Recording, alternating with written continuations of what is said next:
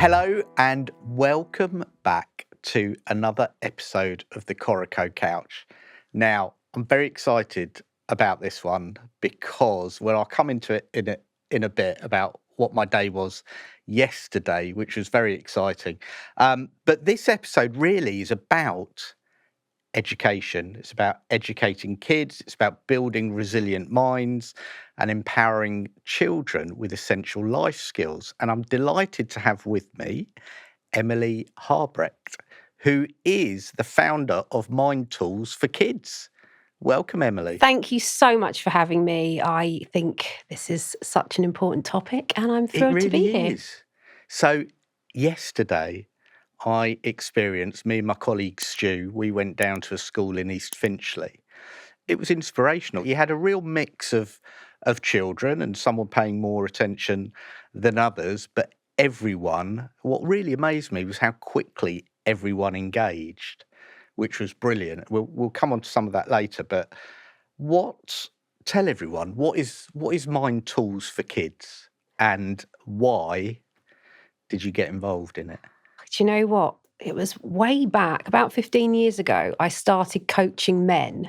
Yeah. And we were working on the things that come up and bite us on the backside in life. Yeah. And so much of it comes from childhood. Yeah. And I'd sit there with these guys and think, if I got them at like 8, 9 years old, how could their life have been different?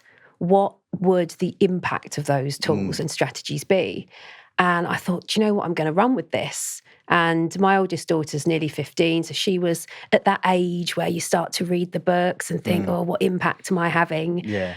And I started to tailor all of my stuff to kids, strip all the jargon out and look at really simple ways, nothing heavy, just really simple ways that they could have more control over how they show up in situations, understand what's going on for them, look at beliefs and values and things that we pick up along the way. And it's led me to where I am now. I've trained over 60 kids coaches all over the world. Wow. Quite a lot of them are in the Middle East at the moment. And I've got a program, the Brain Friends, for primary age children. And I'm so passionate about the money mindset and the beliefs and values that come at those tender formative years and how easily kids can pick things up, good things and things that aren't so helpful. Yeah, because I talked about it on a previous episode we did, and it's actually people form a relationship with money at around, is it about 7 or 8, where they start forming a relationship with money and that experience stays with them. It does. And I think unconsciously it can start a lot earlier than that. Right. Especially in those formative years where the only people we're really around are our immediate caregivers, that like 0 to 7 years. I think we can all remember being a child and maybe hearing our adults around us talking about things. And I think especially in the financial climate that we're in now, there are a lot of conversations that people are having, a lot of fears come out, and children only know what they know and they come to their own conclusions about what those things mean. And those beliefs and values take shape, and then that impacts how they show up and behave when they're older.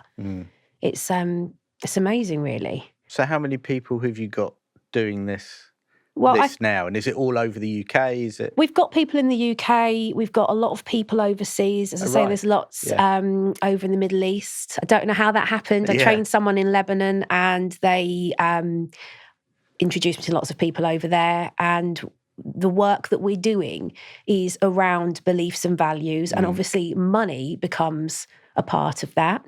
It's very, very important. And we're helping kids to think about what beliefs and values serve them, that are useful to them in their life, and the beliefs and values that aren't.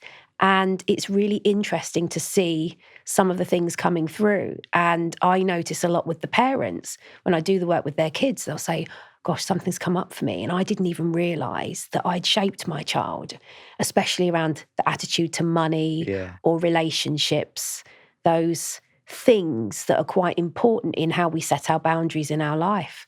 Yeah, it's so interesting. I think what got us really interested in it, I mean, we're quite passionate about, well, we're very passionate about financial education anyway.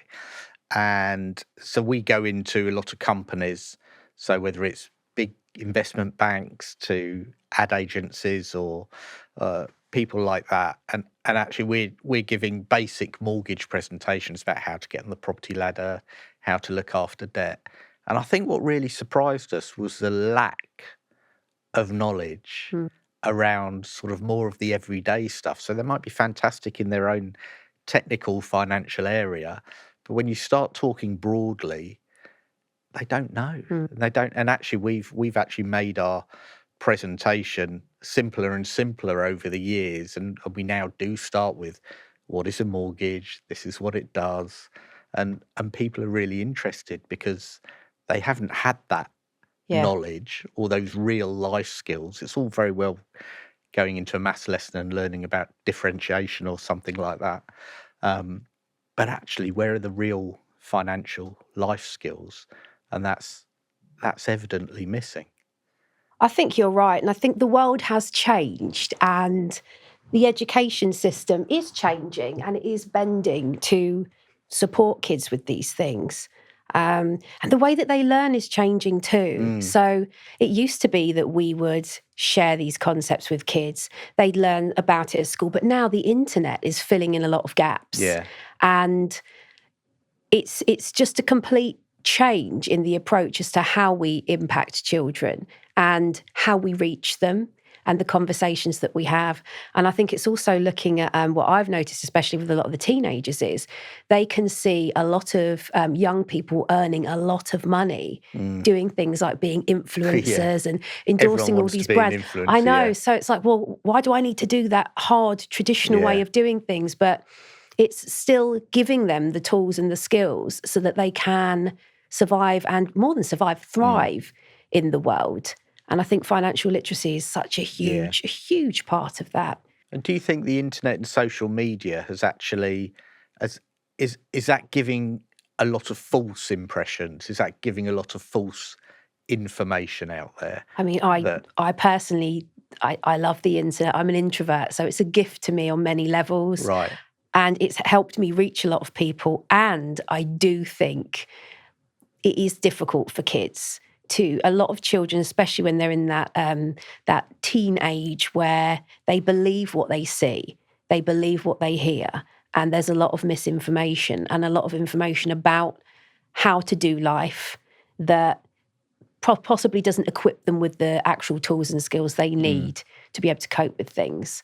So I think it's quite important for us as parents to be quite proactive with that as well. And I remember working with a 10-year-old boy, and he was going through a lot of trouble at school with making friends, and really intelligent kid, really bright, lots of passions. I remember saying to him, what do you care about? Like, what do you want to change in the world? And he said, what does that like? Me? And I went, yeah, because you matter, you count, and you are part of this. You're part of society, and you get to choose. And I think anything that empowers kids, whether it's them understanding, so they don't have that fear factor around even starting their first job, doing a tax return, things like that, just making those decisions. It's stuff that can give them confidence. And what we ultimately want is our kids to be able to survive and thrive without us. Okay, and we were talking just before we went live, and you said something about the real generational wealth. And I think that was really interesting. I love that phrase. So. Yeah, for me, it's not about general sense of wealth, money. It's about the ability to have open conversations, the ability to be able to talk about things and have conversations with our kids, and our kids to be able to think about their beliefs and values and get to a point where they say, well, does that actually serve me? It's okay to change how we think about things, especially really impactful things like money and finances.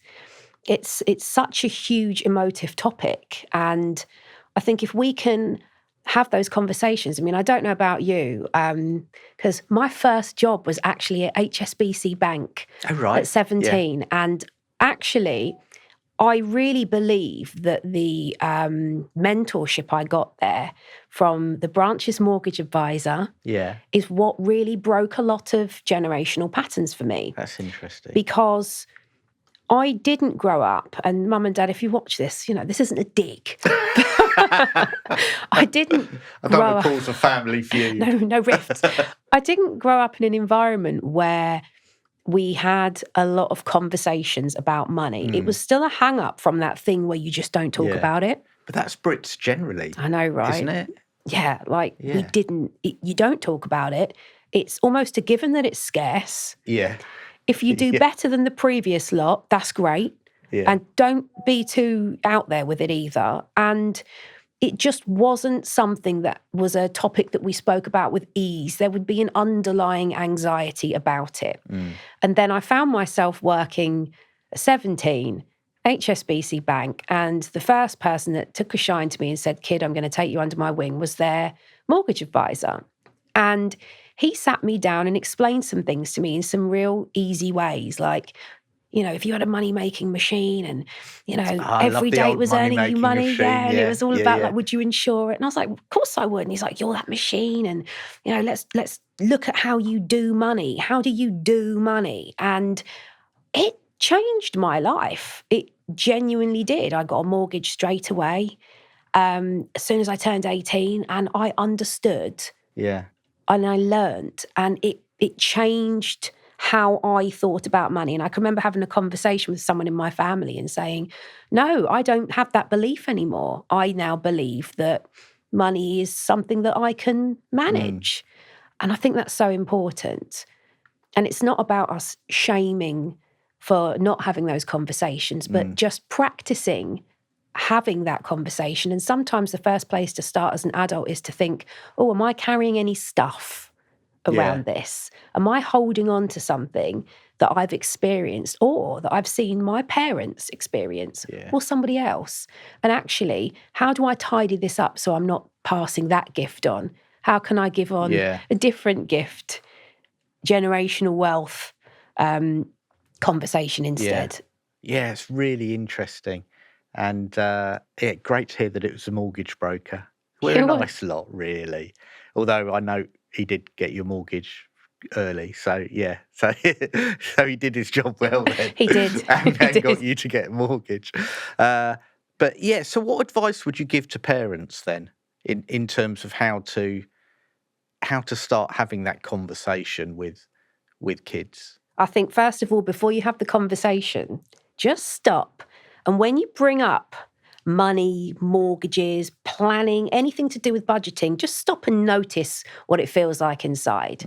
Because sometimes we tell ourselves that something's okay, but we wear it in our body. And if you get that feeling of, ooh, or you're not comfortable with it, there's something there that needs tidying up. And it's worth exploring whether you're holding on to something around money, whether it's real fear-driven behaviour, whether there is oh gosh, we don't do this, or I can't, whether there's a limiting belief, because that oozes out of us. Yeah. And whether you talk about it with your child or not, they will be picking up on that.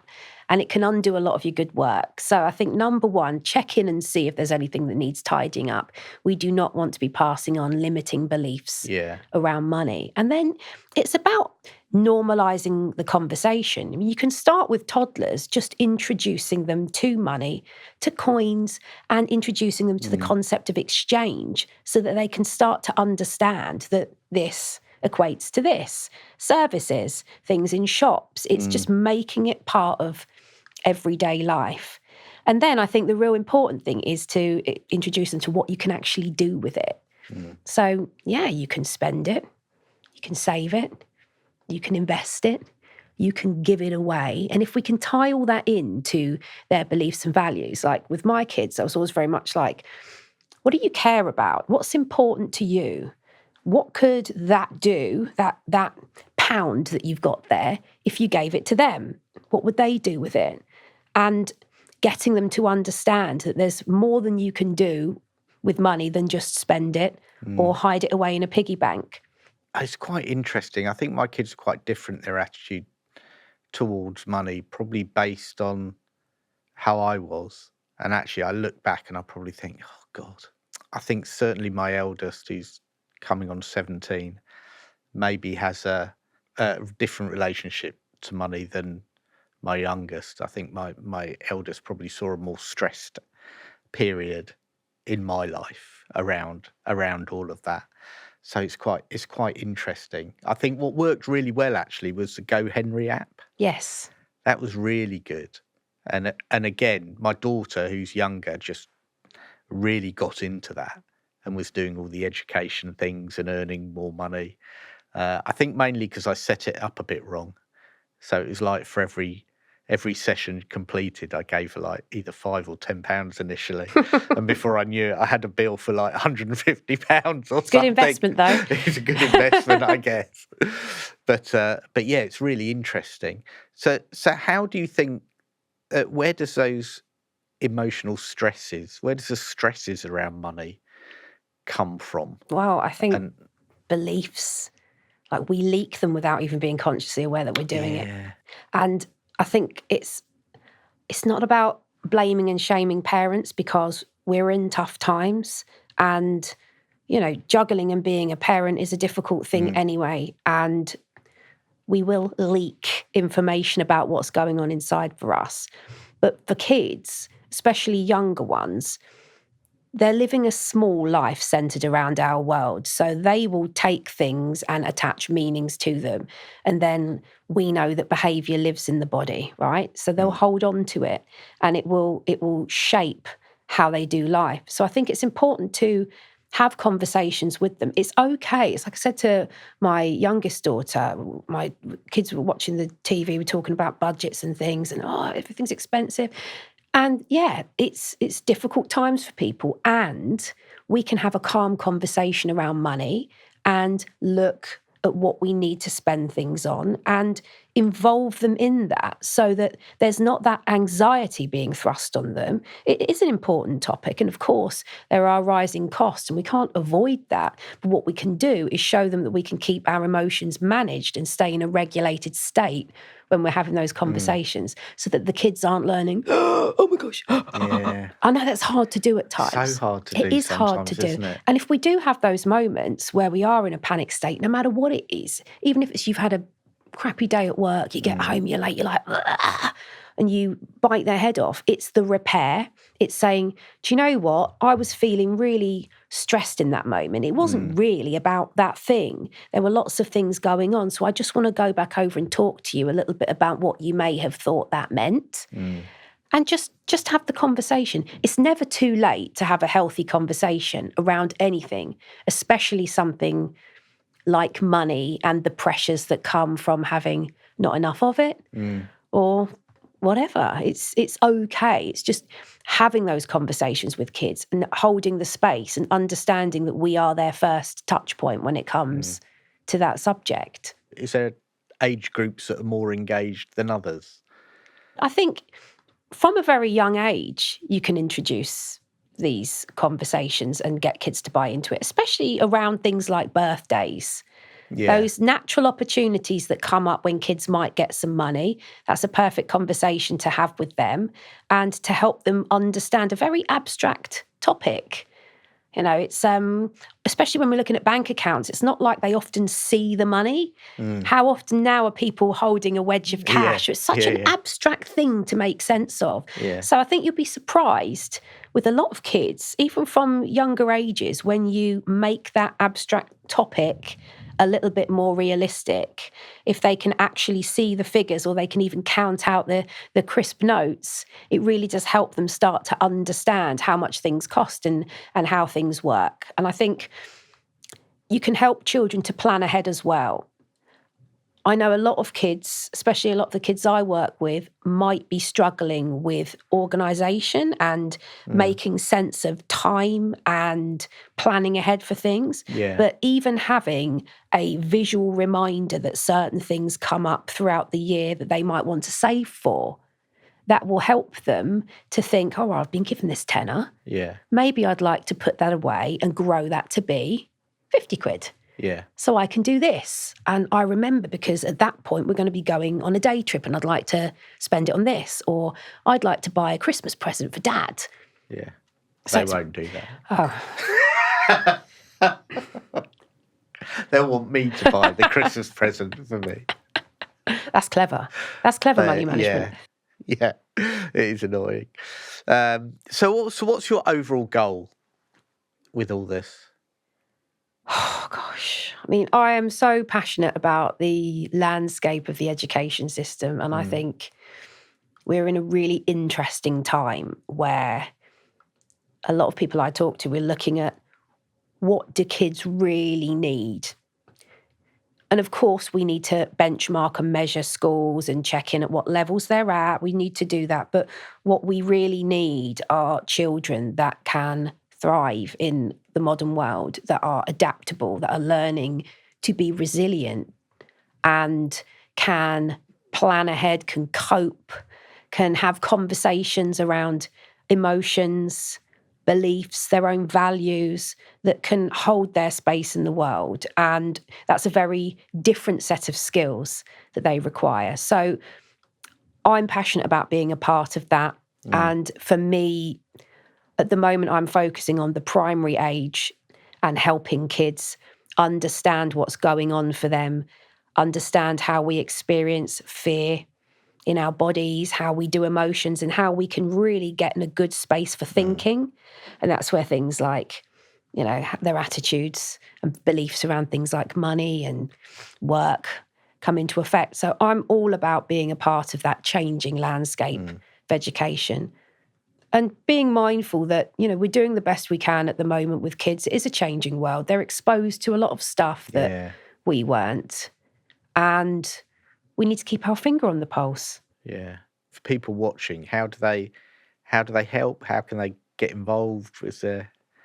You can reach out to me on socials, or you can come to my website, mindtoolsforkids.com, and find out about coach training. Or if you would like me to come into your primary school with the Brain Friends, it's thebrainfriends.co.uk.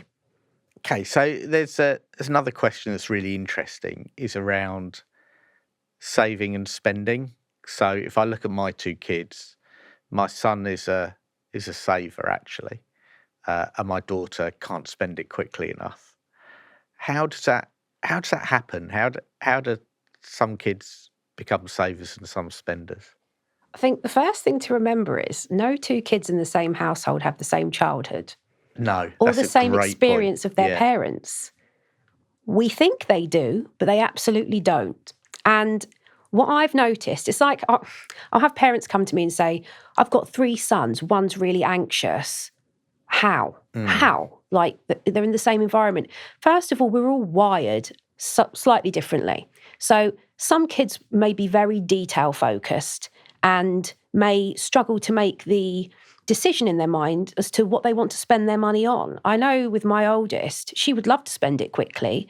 And then very quickly, before she's even bought, the buyer's remorse has kicked in and she's going through that screening process. But do I want that? Do I really want it? Do I not? Do I not? So if we look at the relationship between impulsivity and developing patience and that process, we all have different processes we go through when it comes to buying. I mean, think about the last purchase you made, significant purchase. How did you know when it was the right time to do it?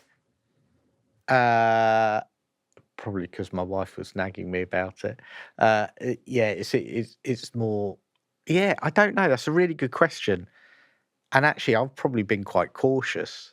So we're just doing things in our house, for example, now, and all of a sudden we're doing everything as much as we can. And I've put it off for ages.